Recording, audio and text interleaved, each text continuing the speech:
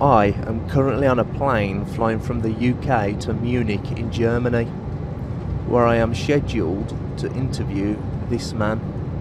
I find it very interesting that this sort of information is in the ancient scriptures of the Holy Quran, and I have no way of knowing where they would come from, but I think it is extremely interesting that they are there and that this work is going on to discover the meaning of some of the passages. Now, allegedly at some point he was asked, "What do you think is the origin of the text in the Quran?" To which apparently he's supposed to have replied, Well, I would think it must be the divine being. "Now this is going to be interesting."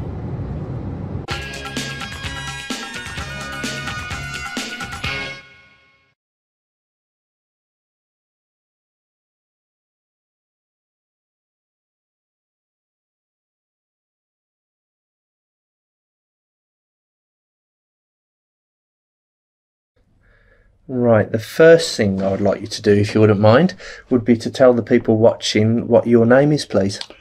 William W. Hay. Now, are you the William W. Hay who appeared in the video I'm about to show you now? I find it very interesting. Yes, that's me, and that was in Islamabad in 1984, I believe. Right, let's see. Well, that was the answer to my next question. When and where was this video? So we're saving on time. Right then, can you tell me what were you told was the purpose of this event? Well, there were two events. I met with Sheikh Zindani in Jeddah in, I believe it was 1983. And that was an invitation that had been extended because we had heard that the Saudis were trying to do things that would make it easier for scientists to pursue their research in the Arab countries without interference from the mullahs. Mm-hmm. And I was approached by the Geological Society of America to see whether I might be willing to participate in this. And I guess I was the first American to be chosen to go to Saudi Arabia. So I was a little concerned about what this was about because I don't know much about religion, and my specialties are in geology and marine geology and paleoceanography and paleoclimate. And but I was visited by two gentlemen, a Mr. Ahmed and a Mr. Mansour, who talked to me about visiting Sheikh Zindani, and I agreed to do it. Mm-hmm. I had understood that this was a program that was going to help to make it easier for scientists in the Muslim world to do their work. Right. Okay. Can you describe what happened upon your arrival? The first event was Jeddah, did you say? That's right. So could you describe what happened when you arrived at Jeddah? Well, I arrived at Jeddah and was taken to a hotel, the Meridian, and then for about 4 days, each day I would visit Sheikh Zindani, and we would have a discussion about different topics that he was interested in. Very, very pleasant man to talk to, and so on. And he felt that there were certain passages in the Quran that were not readily explained except in terms of modern science. Mm-hmm. So I was curious to learn about those, and we had good conversations. Mm-hmm. Toward the end, we settled on one topic that they wanted me to talk about, which was about internal waves in the ocean. Well, this is a pretty esoteric topic, and I was really curious as to how there could be anything in the Quran about it. But actually, there is knowledge of these that goes back a long, long way. The Vikings knew about them and so on. I was asking whether Muhammad had ever been to sea or had been talking to sailors, and I was assured that he had never even seen the sea and never talked to sailors, and he was illiterate and would not have had any knowledge about these sorts of things. So I said, well, you know, if there were no possibility that he had ever heard any of this or this or this or this, then I made the statement, well, then you could say it was information from a divine being, but that would require a lot of proof. You know, you would have to be sure that none of these other things had happened, and there didn't seem to be evidence that one could exclude them from having happened. So when you were saying, so I noticed the thing with the interview that's being distributed, you're saying that the information in the text presented to you was quite interesting, and that it's good that they're trying to work out the origins of this text. And then the video cuts immediately to a new scene where you say it must be from the divine being. Now, the accounts that I've got, there's one here, which is a Coran, which has got claims for scientific miracles in, and you're listed in the back. And it says, for that part, and when he was asked about the source of the Quran, he replied, well, I would think it must be the divine being. So are you saying that that is a misrepresentation? That's a misrepresentation. Okay. There's no question about that. At the meeting, and now that was, I think those quotes are all, or the video is from the meeting in Islamabad, which was a year later, which was a larger conference.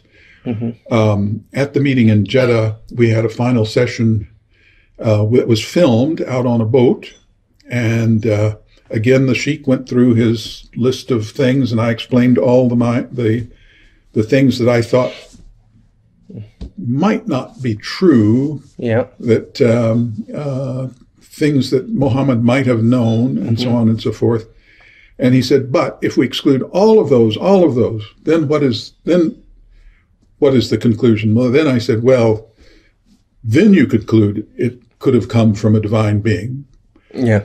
What came after that is, of course, recorded, and that is I think I made a statement, but I don't think that's what happened. So effectively what he'd done was to say, look at this information. You'd presented lots of various ways that he could have known it through purely natural means. And he said, well, what if he'd never did this? What if this isn't true? What if this isn't true?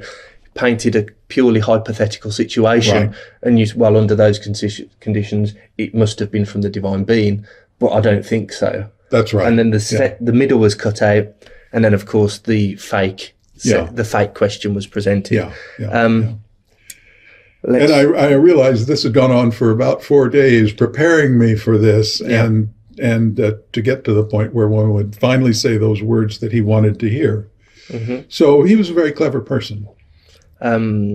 Let's see. So that was the follow-up visit to Islamabad.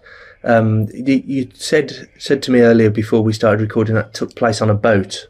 This was in Jeddah. Jeddah was the boat. Yeah. Okay. Yeah. Now the conference in Islamabad, I think the video is from the conference in Islamabad. Mm-hmm. There were a number of people present. It was a meeting with several hundred people present, conducted in the Parliament building of Pakistan. Mm-hmm. And at one point we had a panel discussion.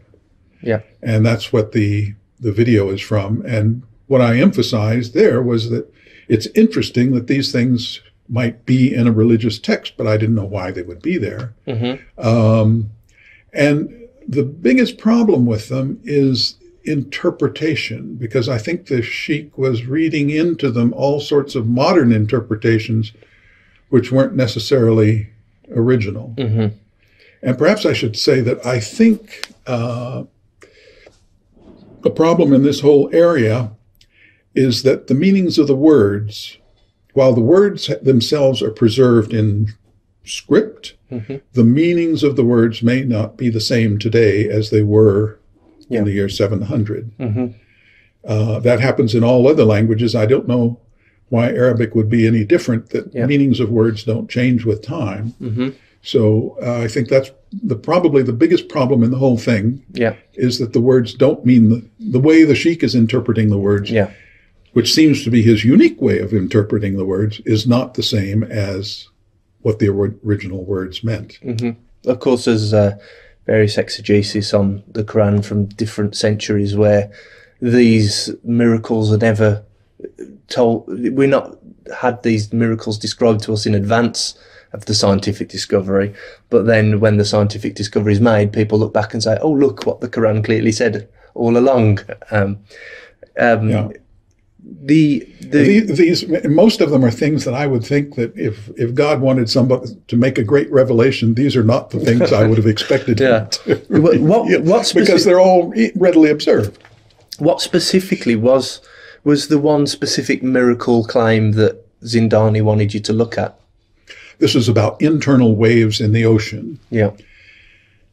And he interpreted it with a very modern interpretation. I think when I look at the English translation, that what may have been intended was to talk about the glitter, what we call glitter, which is the light that you see on the sea floor that's formed by waves, and then they focus the light in a different way. And what you see on the sea floor looks like something very different from what you see on the surface. Mm-hmm. That would be an alternative interpretation of what the words might mean. Yeah. But I would think that anybody who had been to sea, and the Arabs had an enormous 1,000-year history of seamanship, would have had a lot of knowledge about these sorts of things. You gave an example to me earlier before we started filming about one place where two seas are meeting where people would have fished. Oh, yes, certainly in the Bosporus, yes. And that's where two seas meet, the Black Sea and the Sea of Marmara. The waters flow out from the Black Sea, and below the outflow is an inflow into the Black Sea. Mm-hmm. And this has been known forever, because when fishing boats go there, the fishing boats would normally drift toward the Sea of Marmara with the outflowing water. But when they lower the nets to the bottom, the fishing boats are dragged backwards in the other direction toward the Black Sea. Yep. So I think everybody for a long time has realized that there are two sets of waters there, one flowing out, one flowing in, and going in the opposite direction. Yeah. Any fisherman would have certainly known that. Yeah. And we're talking, if they've been fishing for a very long time, which they clearly had, then, this could easily be available knowledge to someone, couldn't it? Oh, it would have been common knowledge to those people, and I think it would have gone to others. There's also a possibility, I don't know about the details, but fishermen in the Straits of Bab el-Mandab probably experienced the same thing. Yeah. There is an inflow at the surface into the Red Sea and an outflow at depth. Mm-hmm. So there would have been the same sort of thing very close to Jeddah. Yeah. That would have been noticeable, I think, to any fisherman who used nets to get to the bottom. Yeah. Okay. Now, in light of your previous questions, I'll ask the next question somewhat in jest. Did you become a Muslim? No. Okay. And the final questions are really just to clear up any accusations which I foresee coming my way when I make this video public. First thing I would like to ask you is, are you being paid by anyone at all to do this video? No. In fact, you bought my lunch, so thank you very much. Yes, he bought my lunch, so I'm not paying him. Have you been intimidated in any way to retract your original statement? Not by me or anyone? No. Okay, no Freemasons, no Jews? No. No one, okay. I'd like to ask you, what do you think was the real purpose of this event? Well, as I say, we thought it was to help make it easier for scientists to operate in the Muslim world. Yeah. But clearly, I think in retrospect, it is to try to recruit people for for Islam. I hate to say it, but under false pretenses. Yeah. And that's a really serious problem. And finally, at some point previously, you mentioned an event with your hosts. I think it was in Islamabad, a meal after the show. Could you tell me about that? Yes. Well, we had one of the meals after one of the evenings in the conference, and one of the afternoons in the conference. We had an evening meal, and I was seated with a table. These were all the representatives from who were there, except for the Westerners, were religious figures in the Muslim world. And I was seated with one group. They all seemed to know each other. And Pete Palmer, who was with me, he asked the question, why are there no women here? And we were given the interesting answer that, well, women can't be here because women don't belong in this religious group. Women have no souls. And we were both rather stunned by that. And then I guess in retrospect now, we realized that was a table of Taliban.